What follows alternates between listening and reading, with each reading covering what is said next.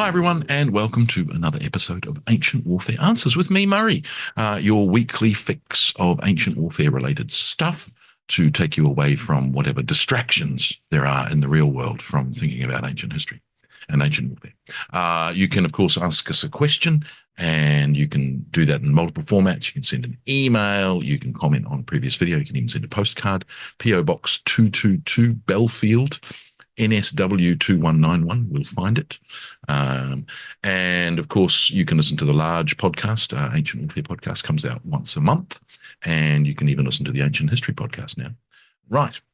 So today's question is a biggie. I don't know that 10 minutes is going to be enough.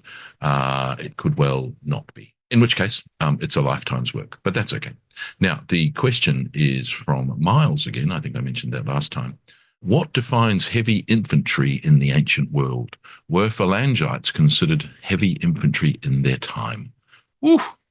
Okay. Wow. Where to start?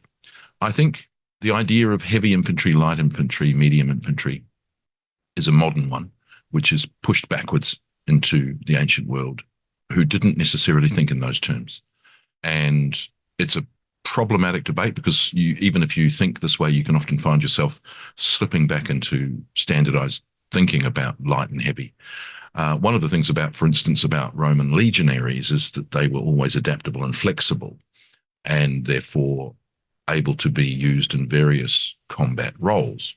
So the Roman legionary had a combination of pila, throwing spears, and a sword. So they were both a spearman, missile spearman, and a swordsman. You know, earlier in Rome's history, they had throwing spears and thrusting spears, so they were a combination.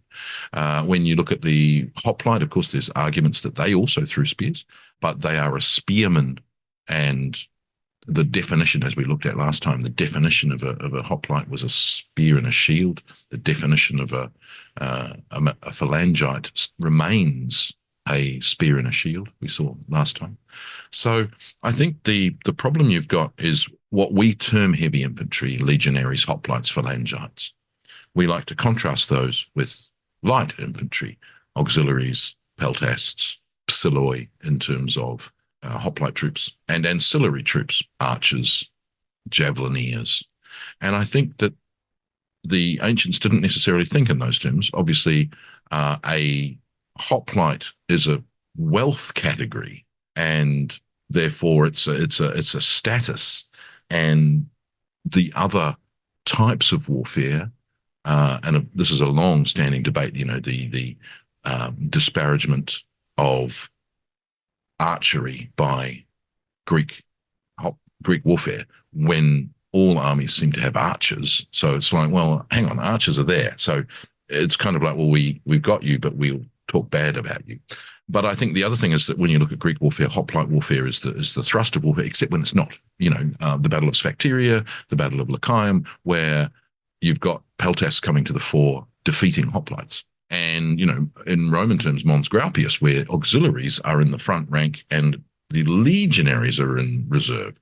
And the auxiliaries are not fighting, you know, they are fighting like legionaries. They're doing the legionary job. So I think the problem of heavy infantry doing heavy infantry jobs is a problem in our thinking, not in what they did. I mean, when you look at Trajan's column, for instance, and I think I've mentioned it, on Trajan's column, auxiliaries do all the fighting, and the legionaries are shown doing engineering tasks, building camps, building, you know, they're marching and building. They're not fighting on Trajan's column. So in that sense, I think we need to get our head around the idea of a legionary, for instance, is a soldier, and they do soldierly tasks. Auxiliaries are also soldiers, and they do soldierly tasks, not light and heavy in the way we would think about it. Similarly, I think hoplites are soldiers, and they would be expected to do tasks, but there are tasks that they refuse to do or feel are beneath them. But when you come to the phalangite, again, it's a status to be a foot companion from one of those regions of Macedon initially, in the way that Philip II reforms Macedonian warfare. Of course, you have the companion cavalry and other cavalry who, again, are not necessarily light by our definition. They're heavy cavalry in the sense they charge, but they're not heavy cavalry in the modern sense. They charge. And then there's other cavalry who throw and, those sorts of things. So it's a status thing rather than necessarily a role-oriented or even equipment-oriented, but we'll get to that in a sec, idea. So, when you look at what Alexander expects of his Phalangites, he will expect them to do whatever task he gives them to do, whether it be besieging Halicarnassus or Tyre, whether it be being in the phalanx or assaulting a mountain fortress that shouldn't technically be a Phalangite's role. That's the role he gives them because that's what he asks them to do. So there doesn't seem to be that sort of thinking. There is a combined arms idea in the way Alexander wages war and others, that they will use different types of troops mixed together. You get javelineers and archers mixed together. You've got Cretan archers, which is interesting because they're often in the front line, which is not where you would put archers.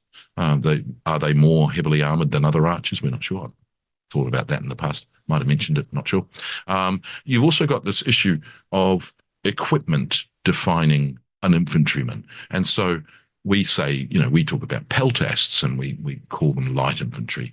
And the problem, of course, is the peltae is a shield. It's also the shield. It's the peltae being the Thracian or peltast shield, which is sort of crescent shaped, may have been made out of hide, which, of course, we've got the word pelt that comes from that, but also from the Greek word to throw, pelt, which we again have in English. To pelt something with stones is to throw stones at it. So in that sense, you've got a shield, which is a peltae, which defines a peltast, or does it, because it could mean a thrower.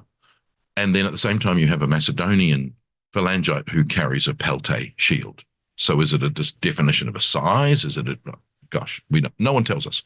And so I think the problem there is an infantryman defined by social status, by pay, by role, by battlefield role, or are we confusing later ideologies to try and define ancient things? And I think that happens a lot, especially when you read 19th century scholarship and even 20th century scholarship, which rather than use the official terminology will use platoon, company, battalion, division, because of course the readers in the 19th and earlier 20th centuries understand those things. They know what those are. And therefore talking about a lokos and a taxace, and a motia and a contubernium and a cohort don't make sense to them in the way that those more modern terms do.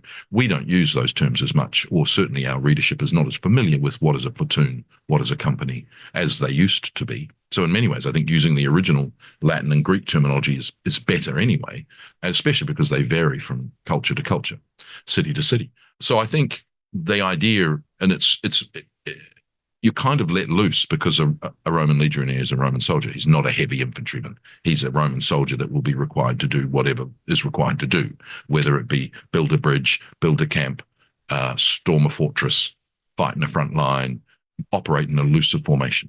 That's the case. Similarly with Macedonian Phalangites. Later they get stagnated under the Hellenistic kings into being, you are a Phalangite, you have this one role.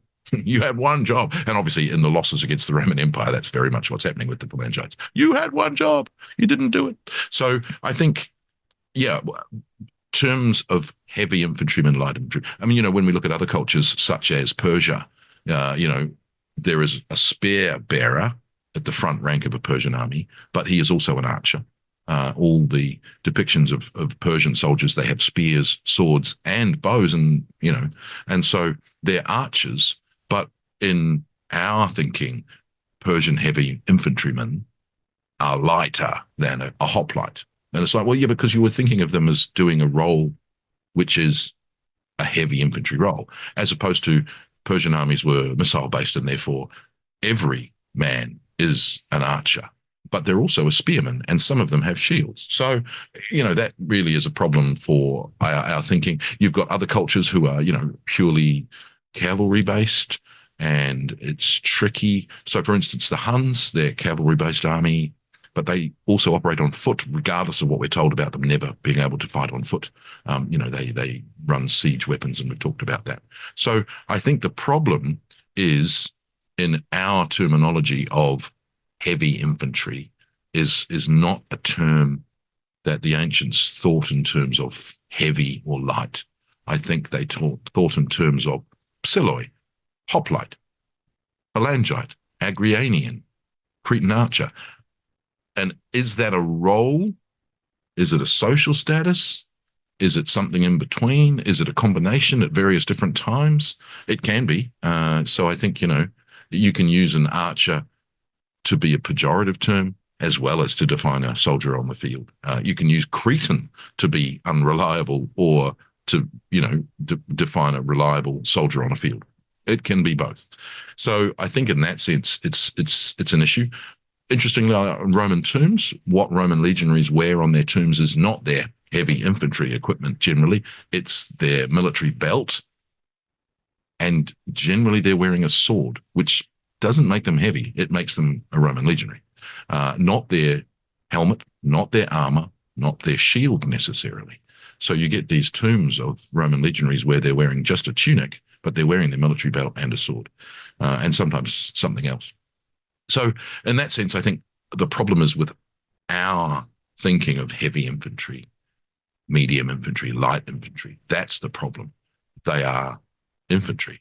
They are doing the battlefield role assigned to them, whether or not we would consider it a heavy infantry role. If a Roman legionary is given a light infantry role or a non-heavy infantry role, doesn't stop them being a legionary. And so the problem, I think, is in our thinking about terms heavy, light, go there. Anyway, I hope that answers. That could be, you could talk about that forever. So join me again for another Ancient Warfare Answers. See you then. Bye.